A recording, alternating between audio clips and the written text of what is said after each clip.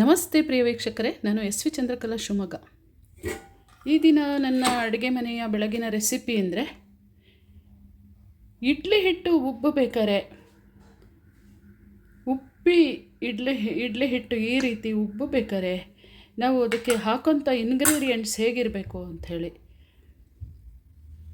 ಹಿಟ್ಟು ಈ ಥರ ಉಬ್ಬಿದ್ರೆ ಮಾತ್ರ ದೋಸೆ ಇಡ್ಲಿ ಮೆದುವಾಗಿ ರುಚಿಯಾಗಿ ಚೆನ್ನಾಗಾಗುತ್ತೆ.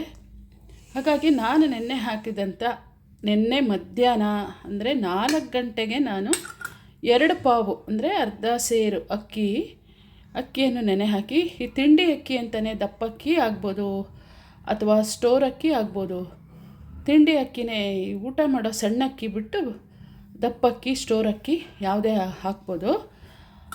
2 ಲೋಟ ಅಕ್ಕಿ ನೆನೆಸಿಟ್ಟು ಅದಕ್ಕೆ 2 ಪಾವು, 1/4 ಪಾವು ಉದ್ದಿನಬೇಳೆ ಹಾಕಬೇಕು. ಇದು ಉಬ್ಬಲಿ ಅಂತ ತುಂಬ ಉದ್ದಿನಬೇಳೆ ಹಾಕಿದ್ರು ಹಿಟ್ಟು ಉಬ್ಬಲ್ಲ, ಮತ್ತು ಇಡ್ಲಿ ಭಾರಿ ಸ್ಮೂತ್ ಆಗಿಬಿಟ್ಟು ಅದು ತಿನ್ಬೇಕಾರೆ ಒಂಥರ ಇಡ್ಲಿ ಫೀಲ್ ಕೊಡಲ್ಲ.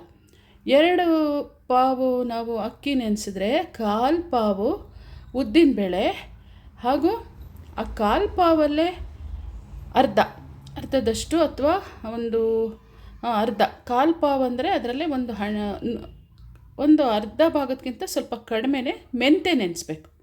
ಇವು 3 ನೆನೆಸಿದ್ರೆ ಸಾಕು. ಅಕ್ಕಿ 2 ಪಾವು, 1/4 ಪಾವು ಉದ್ದಿನಬೇಳೆ, 1/4 ಪಾವಲ್ಲಿ ಅರ್ಧ ಮೆಂತೆ, ಹಾಗೆ ನೆನೆಸಿದಾಗ ಈ ಹಿಟ್ಟು ಈ ರೀತಿ ನೋಡಿ ಉಬ್ಬಿ ಬರುತ್ತೆ.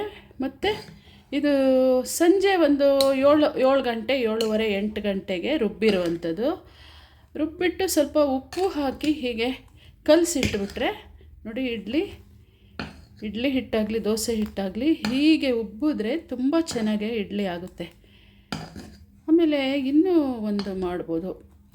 ಸ್ವಲ್ಪ ಉದ್ದಿನಬೇಳೆ ಕಡಿಮೆ ಇತ್ತು ಬೇಡ ಅಂದರೆ 1 ಹಿಡಿ ಮಧ್ಯಾಹ್ನದ ಅನ್ನ ಇರುತ್ತಲ್ಲ, ಅದು ತೊಳೆದುಬಿಟ್ಟು ರುಬ್ಬೇಕಾರೆ ಹಾಕ್ಕೊಳ್ಳೋವಂಥದ್ದು. ಹೀಗೆ ಮಾಡಿದಾಗ ಇಡ್ಲಿ ತುಂಬ ಚೆನ್ನಾಗಾಗುತ್ತೆ. ಈಗ ಇವತ್ತು ನಮ್ಮ ಮನೇಲಿ ಬಟ್ಲೆ ಇಡ್ಲಿ, ನಾನು ಇಡ್ಲಿ ಕೂಡ ಮಾಡಿ ತೋರಿಸ್ತೀನಿ ನಿಮಗೆ.